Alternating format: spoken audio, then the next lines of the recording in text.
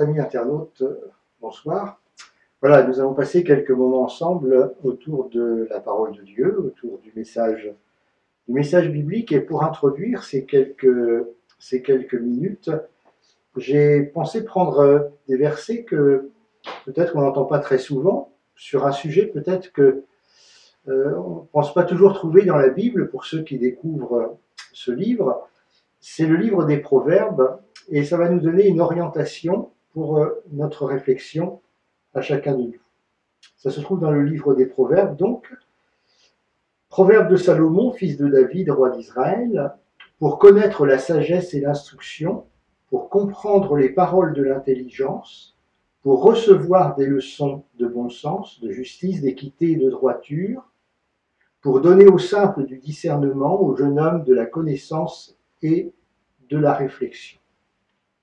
On s'attend souvent, lorsqu'on ouvre la Bible, de trouver ces sujets plutôt de la foi, par exemple, parce que c'est indispensable, effectivement.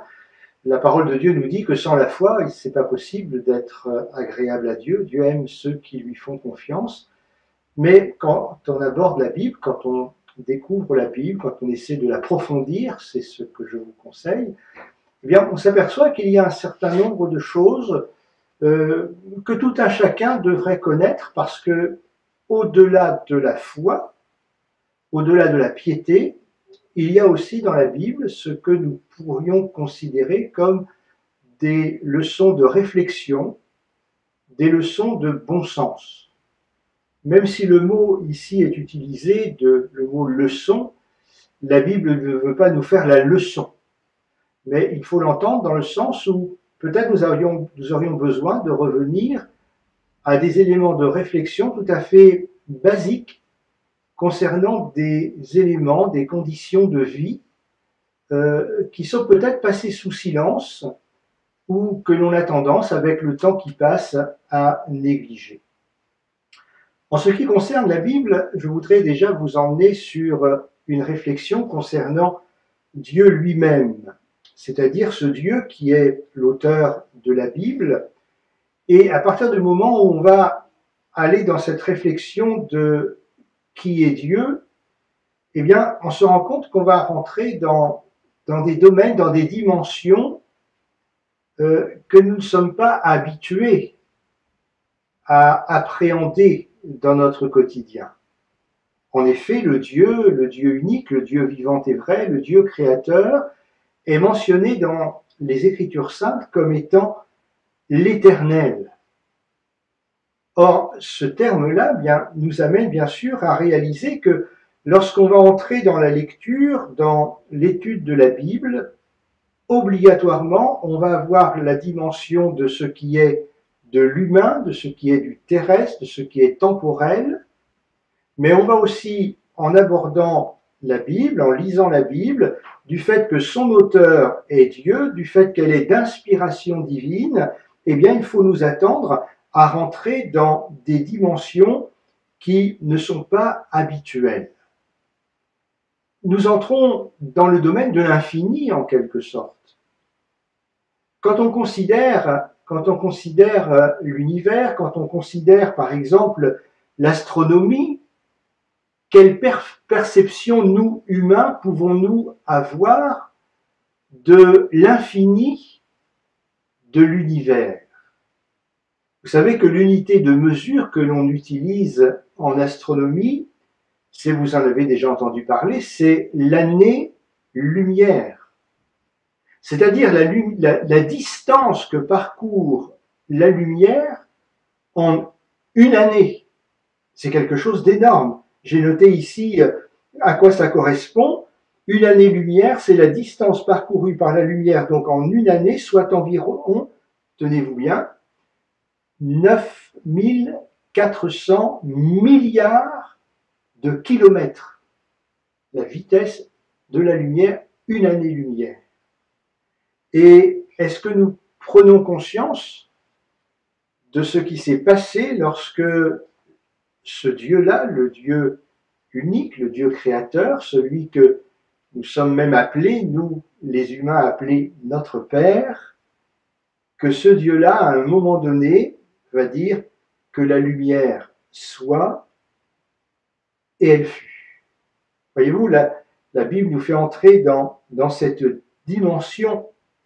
Même si les commentateurs bibliques les plus érudits ont fixé des dates de rédaction au livre de la Bible, la portée des écrits, elle est intemporelle. Les jours que nous appelons les jours de la création, qui sont mentionnés dans la Genèse comme étant un premier jour, deuxième jour, troisième jour, etc., les jours de la création ne sauraient être de 24 heures. Puisque déjà, si on suit le processus décrit dans la Bible, l'apparition de l'astre qui va faire que nos journées sont de 24 heures n'est apparue qu'au 4e jour. Nous sommes donc là dans une dimension qui est la dimension de Dieu. L'apôtre Pierre nous fera toucher un peu du doigt, en une phrase, je dirais, cette dimension divine. Il dira que pour Dieu, un jour est comme 1000 ans, et 1000 ans sont comme un jour. Si on voulait prendre une référence par rapport au calendrier, par rapport à l'ère chrétienne, ça fait 2000 ans et plus de 2000 ans que Jésus-Christ est venu, ça pourrait correspondre, toute proportion gardée, à 2 jours dans le calendrier du monde, dans le calendrier de Dieu. La parole de Dieu est dans cette dimension. Au commencement était la parole était Dieu, toutes choses ont été faites par elle, et rien de ce qui a été fait n'a été fait sans elle. Et lorsque l'apôtre Pierre va aussi parler de l'Évangile, cet Évangile qui est au centre même de toute la Bible, eh bien quand il va parler de cet Évangile, il va parler d'un Évangile qui est dans cette dimension, puisqu'il parlera de l'Évangile éternel. Et quand on réfléchit à tous ces écrits de l'apôtre Pierre, de l'apôtre Paul, on s'aperçoit que quand ils vont parler de la création du monde, quand ils vont parler même du salut qui va nous être donné en Jésus-Christ, eh bien, l'apôtre Paul va nous faire remonter avant même la fondation du monde, puisqu'il dira que Dieu, dans son amour, nous a prédestinés à être ses fils d'adoption en Jésus-Christ avant la fondation du monde. C'est-à-dire que toute l'action de Dieu, elle se passe dans le temps, et ce n'est pas toujours quelque chose qui nous est pleinement compréhensible. Avant la création, Dieu avait déjà dans sa science, je dirais dans sa préscience, il avait déjà cette pensée qu'il y aurait une créature, qu'il y aurait des créatures, et bien qu'il adopterait en Jésus-Christ son Fils bien-aimé. On s'aperçoit donc que notre Dieu, c'est un Dieu qui est sans limite dans le temps, c'est un Dieu qui ne connaît pas la fatigue, c'est un Dieu qui existe par lui-même. Nous disons que son existence n'a ni commencement ni fin. Il a toujours été, il est en permanence, et il sera toujours. Il existe par lui-même, il ne dépend de rien, ni de personne. Dieu est autonome, au sens le plus élevé qui soit. En revanche, tout dépend de lui. Tout ce qui existe dépend de lui. Il soutient toute chose par sa toute-puissance et par sa parole. Dieu ne connaît pas la fatigue, puisqu'il n'a pas de corps, il est esprit. Dieu peut agir en permanence. Il n'a pas besoin de temps de sommeil, de temps de repos. Et c'est ainsi que nous avons ce merveilleux psaume qui nous est relaté dans l'Écriture sainte, c'est le psaume 121. Et je voudrais vous le lire tout simplement pour que vous puissiez percevoir que ce Dieu-là qui est toujours disponible, eh bien, il a un regard sur chacun de nous, il a un regard sur ceux qui lui appartiennent, sur ceux qui l'aiment, qui recherchent sa face. Ce Dieu-là assure notre protection. Alors le psalmiste écrit ceci: « Je lève mes yeux vers les montagnes. » Et ensuite il pose une question que tout un chacun, nous-mêmes, nous sommes en droit de nous poser dans certaines circonstances difficiles. Je lève mes yeux vers les montagnes, d'où me viendra le secours? Et le psalmiste va nous entraîner dans la réponse de là où se trouve l'aide, le secours dont nous avons besoin. Le secours, il me vient de l'Éternel, celui dont nous venons de parler. Il me vient de l'Éternel qui a créé les cieux et la terre. Il ne permettra pas que ton pied chancelle, celui qui te garde. Écoutez bien l'expression, celui qui te garde ne sommeillera point. Voici, il ne sommeille ni ne dort celui qui garde son peuple. L'Éternel est celui qui te garde, l'Éternel est à ton ombre, à la main droite. Pendant le jour, le soleil ne te frappera point, ni la lune pendant la nuit. L'Éternel te gardera de tout mal, il gardera ton âme. L'Éternel gardera ton départ et ton arrivée, dès maintenant et à jamais. Et en lisant ces paroles, on a envie de prononcer ce mot qui signifie qu'il en soit ainsi, c'est-à-dire le mot Amen. Dans ce psaume, il est abondamment parlé du verbe garder. L'Éternel garde. L'Éternel assure une protection.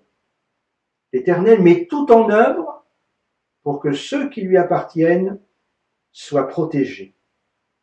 Et ce verbe garder, ce verbe protéger, n'est pas seulement de l'Ancien Testament, nous le retrouvons aussi dans le Nouveau Testament, mais cette fois-ci attribué au Seigneur Jésus, qui est Fils de Dieu. Et en ce qui le concerne, il nous sera dit dans Jean chapitre 17, et c'est Jésus qui parle ainsi, et il dit cela à son Père céleste.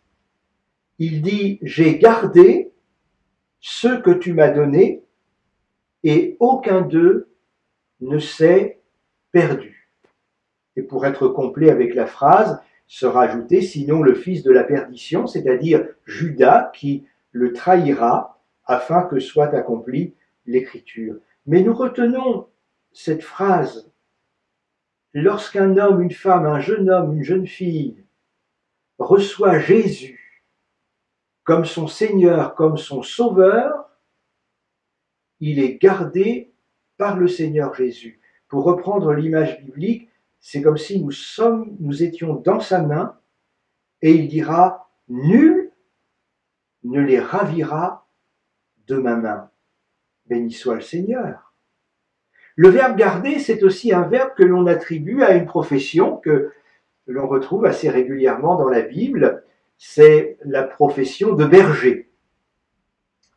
Et le Seigneur Jésus est présenté comme tel, il est appelé dans Jean chapitre 10 le bon berger, le divin berger, et le Seigneur fera une différence entre celui qui est berger de cœur, par amour pour les brebis, pour le troupeau, et un soi-disant berger que Jésus va appeler un mercenaire, c'est-à-dire quelqu'un qui va assurer bien sûr la fonction, mais non pas avec amour pour le troupeau et les brebis, mais uniquement à cause, je dirais, d'une rémunération. Mais là où le Seigneur Jésus va nous montrer une différence entre les deux, c'est lorsque survient une difficulté, c'est-à-dire, pour reprendre l'image d'un troupeau, lorsque survient un prédateur, un lion, un ours, un loup. C'est bien que dans nos régions, maintenant qu'il y a eu la réintroduction de l'ours dans certaines de nos montagnes, ça pose problème par rapport au pastoralisme. On a assez souvent des reportages là-dessus, n'est-ce pas, dans aux journaux télévisés. Donc il y a des prédateurs. Et Jésus va dire, mais la différence entre un berger de cœur et un berger qui le fait pour une rémunération, c'est que dans le comportement lorsqu'il y a le prédateur qui arrive. Le mercenaire prend la fuite. Le berger affronte le prédateur. David le savait bien, a été confronté, le roi David a été confronté dans son jeune âge, lorsqu'il gardait les troupeaux de son père Isaïe, il a été confronté, n'est-ce pas, à l'arrivée comme cela de prédateurs. Et il dira que lorsque l'ours venait, lorsque le lion venait, il affrontait ce prédateur pour libérer la brebis de la patte de l'ours ou de la gueule du lion. Et on comprend qu'un jour, ce David, ce berger d'Israël, ait pris la plume et qu'il nous ait laissé ce beau psaume, chapitre 23, que vous pourrez lire dans votre Bible, quand il dira « L'Éternel est mon berger, je ne manquerai de rien. » Et il montrera qu'il a confiance en son Dieu, parce que même s'il passe par des moments difficiles, s'il passe par des moments compliqués, eh bien il dit « Je ne crains aucun mal, car tu es avec moi. » Le grand Dieu du ciel, l'Éternel, celui qui ne dort, qui ne sommeille, celui qui ne subit pas le temps, celui qui existe par lui-même, qui n'a ni commencement de vie, ni fin de vie, qui ne dépend de personne, il fait cette promesse que même si nous passons par des moments difficiles, la crainte sera bannie de notre cœur, car le Seigneur est avec nous. Est-ce que l'un des noms qui a été donné au Seigneur Jésus prophétiquement n'était pas celui-ci, Emmanuel? Et vous savez quelle est la signification de ce nom? Ça veut dire Dieu avec nous. Oui, lorsqu'on a reçu Jésus-Christ comme notre sauveur personnel, nous avons un berger qui nous guide, qui nous conduit et qui nous accorde sa grâce. Ce que je voudrais également faire remarquer par rapport à ce que je viens de dire au sujet de Dieu, et peut-être parler à nouveau du Seigneur Jésus, où nous allons avoir deux facettes. En ce qui concerne Dieu, l'Éternel, nous avons dit qu'il est esprit et qu'il n'y a point en lui de fatigue, il n'a nul besoin de se reposer, point besoin de sommeil, point besoin de dormir. En ce qui concerne le Seigneur Jésus, il nous est montré qu'à plusieurs reprises, il s'est trouvé fatigué, soit du chemin, soit du travail accompli, et c'est ainsi qu'on le retrouvera assis sur le bord d'un puits, à l'heure du midi, alors que les disciples sont partis à chercher de la nourriture. On sait aussi qu'il est là et qu'il va rencontrer une femme qui a besoin de l'évangile, qui a besoin de rencontrer Jésus. Mais la Bible va nous dire, non pas comme un simple point de détail, Jésus était assis sur le bord du puits, fatigué. Le Fils de Dieu est infatigable.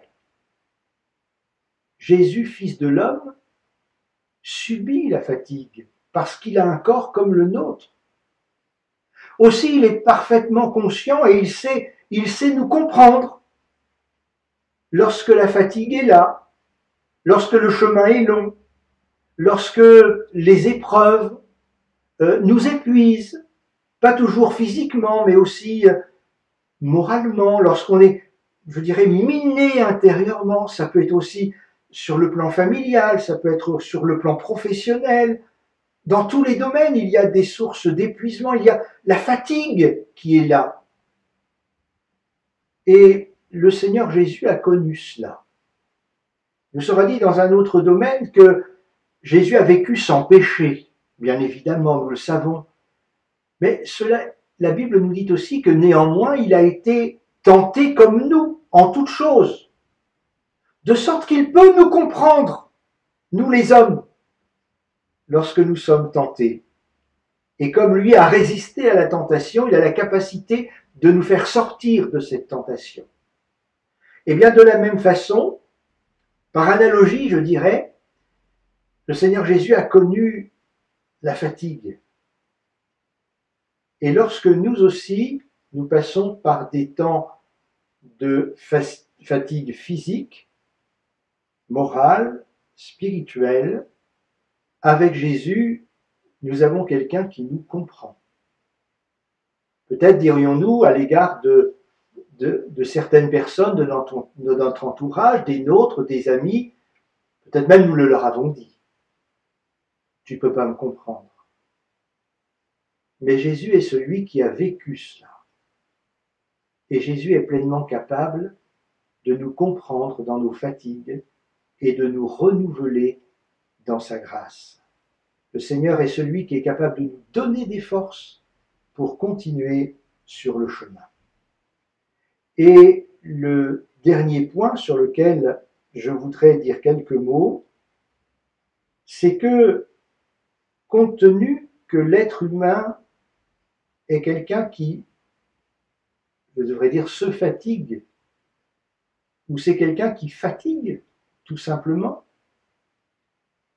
nous aurions besoin de nous souvenir que parmi les 7 périodes de la création, je vais le dire comme cela, pour éviter le mot jour, qui nous fait penser systématiquement à 24 heures, pendant les 7 périodes, sur les 7 périodes de la création, on s'aperçoit que Dieu a prévu cette dernière période qui fut une période de repos.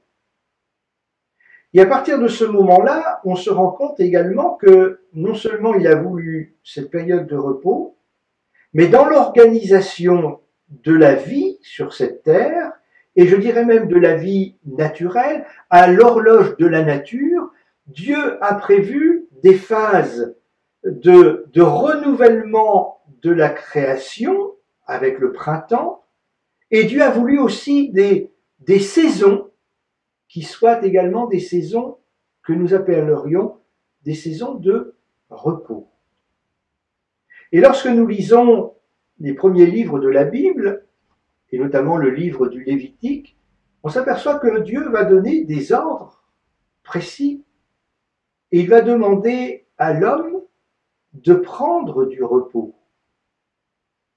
Il va proposer à l'homme de travailler pendant 6 jours, mais il va lui proposer, il va lui demander de marquer un temps de repos physique, afin de pouvoir consacrer du temps à sa vie spirituelle, à sa vie avec Dieu. Nous sommes bien obligés de constater qu'aujourd'hui, dans l'organisation de nos sociétés, cette pensée du repos a été mise à mal. On se rend compte qu'aujourd'hui, c'est travail. Il faut dire aussi que le travail, que le temps est un facteur de productivité, c'est un facteur de rendement. On dit communément que le temps, c'est de l'argent. Et lorsque l'on parle de repos, lorsque l'on parle de s'arrêter, lorsque l'on parle de faire un break, eh bien, on va considérer que c'est une perte de temps, que c'est du gâchis. Et c'est là que je reviens sur le livre des Proverbes, sur cette notion d'avoir des leçons de bon sens, de la réflexion. Est-ce que, au fond, la pensée populaire qui dit qu'on ne doit pas brûler une chandelle par les 2 bouts, c'est pas quelque part une leçon de bon sens? Quand on dit, par exemple, également dans la pensée populaire, que si on veut voyager loin, il faut ménager sa monture, est-ce qu'il n'y a pas un peu de bon sens dans tout cela? Seigneur Jésus a enseigné ses disciples sur beaucoup de sujets.